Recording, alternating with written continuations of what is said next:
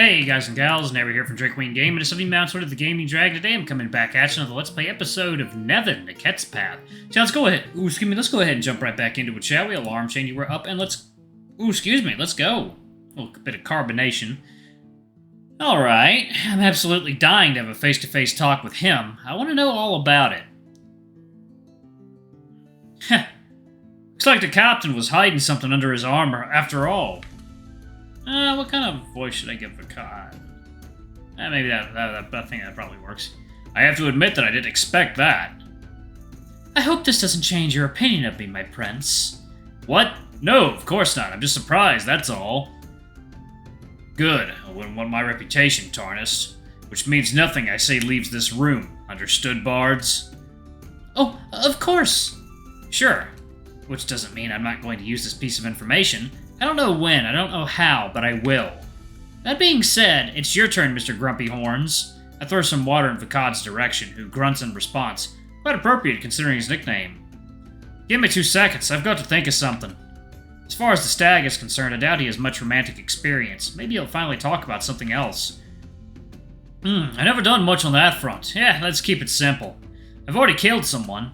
Almost immediately, Melbourne and Gillian raise their glasses. I'm surprised there, they're both accomplished warriors. Meanwhile, the cat turns pale and plays with his glass before he raises it, emptying what's left of his AD in one gulp. I really don't feel like talking about it. As for me, I dip my gaze into my glass, pondering what to do. I could be honest, raise my glass and drink, but there are bound to be questions. I'd want to know eventually. I could also lie, do nothing, keep pretending nothing happened. Drink and be honest.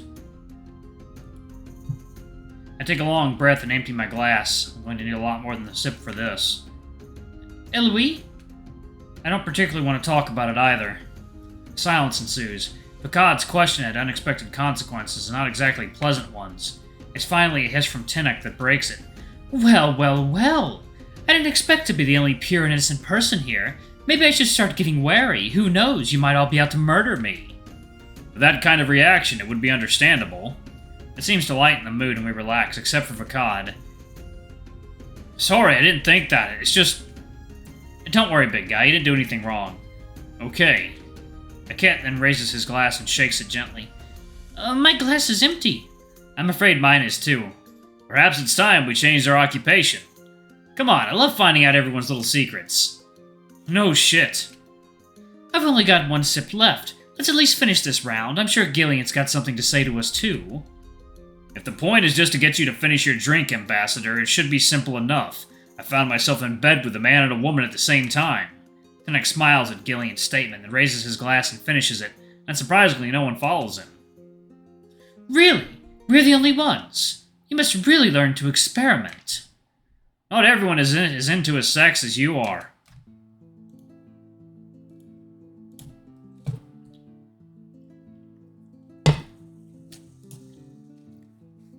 And I'm afraid I'm not really attracted to women.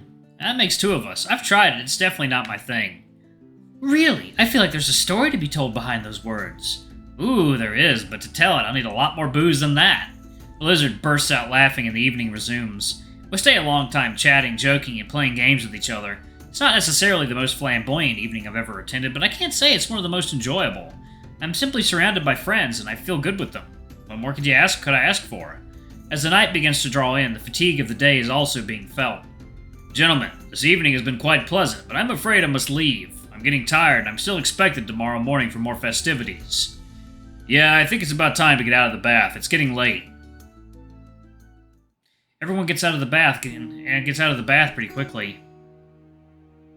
As you finish drying off, I approach the cat to whisper to him as quietly as possible. Would you like to spend the night in my bedroom? Just end the day on a high note?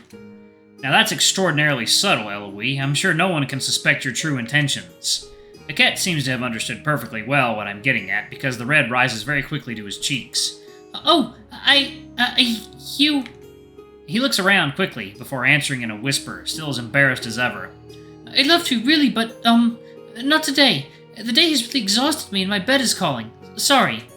I'm finding it hard to hide my disappointment, but I'm doing my best to put on a brave face. After all, I'm in no hurry. We've got plenty of time. Don't worry, I understand perfectly, and don't apologize for it. You've done nothing wrong. But I don't want to upset you.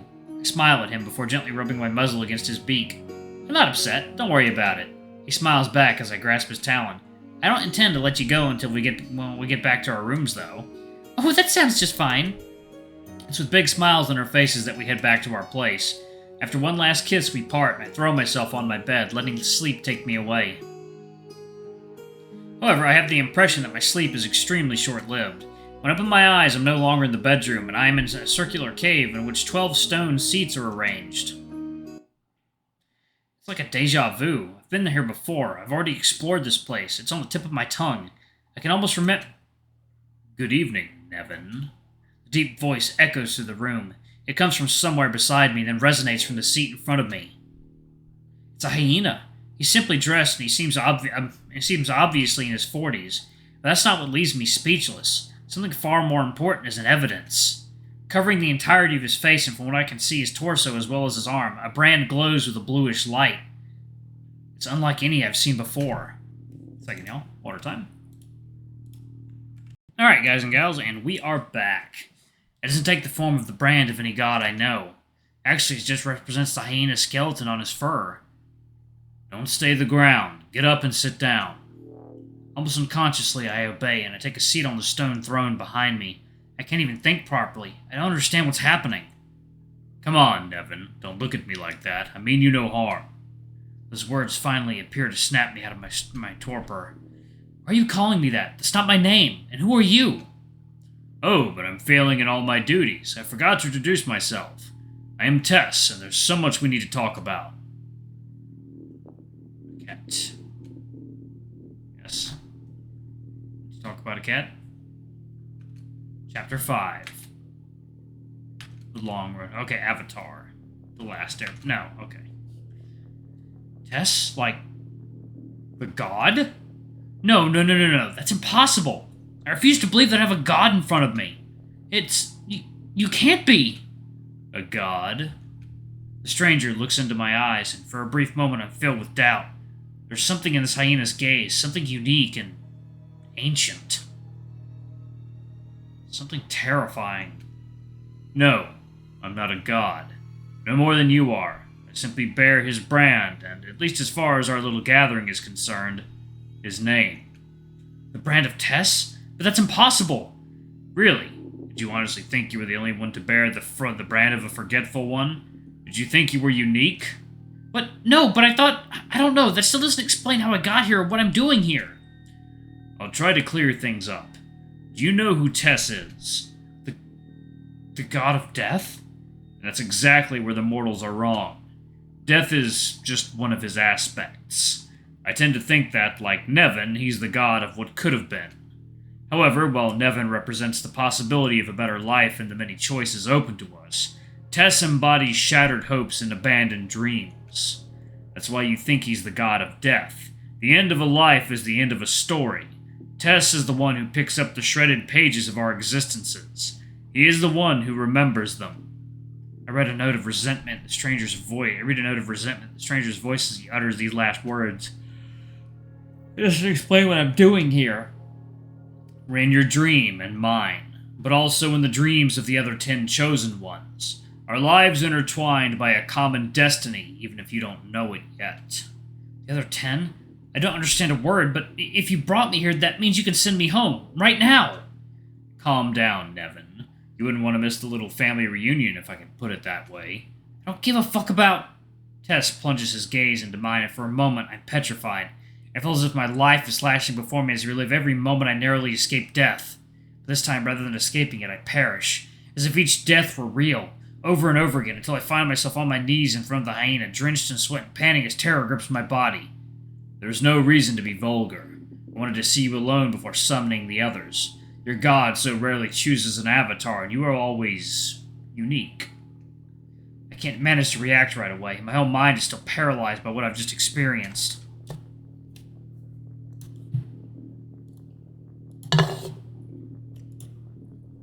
It's only when my shaking stops that I realize the full extent of what he just said.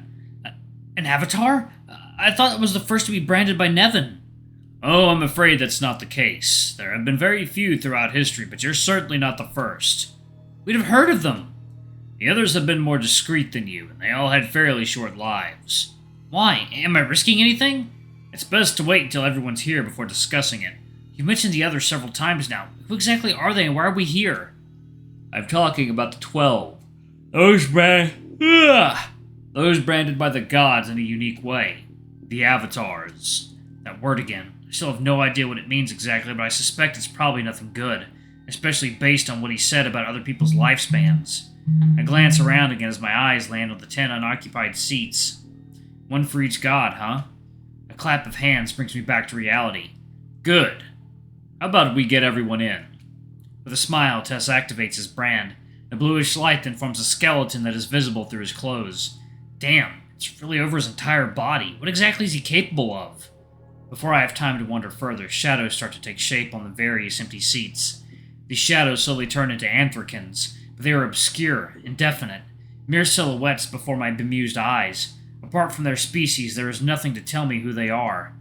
Nothing except their brand, gigantic and glowing on their bodies. Irakar, Garane, Tessel, Huri. They're all here, and on the seat to my left, on the body of what is pretty clearly a lizard, Argon, a lengthy brand that covers the back of the silhouette and then continues on its tail. A brand I know very well. Tenok? Eloise, what's going on? I don't even know what to say to him. I hardly know any more than he does. However, before I have time to think, a voice echoes across the room. Mahalanat Hadului Okuarf? Mepika Khan, Nuka Nam Kepi Katani Anuki, Wasemtiti Amuni. Who are you? Where is my crew? A deafening cacophony ensues, forcing me to lower my ears. Everyone is trying to speak at the same time, desperate to understand what is going on. I do try to exchange a few words with Tenok, but I can barely hear him over the voices echoing against the ceiling of the cave. Everyone looks as lost as I am.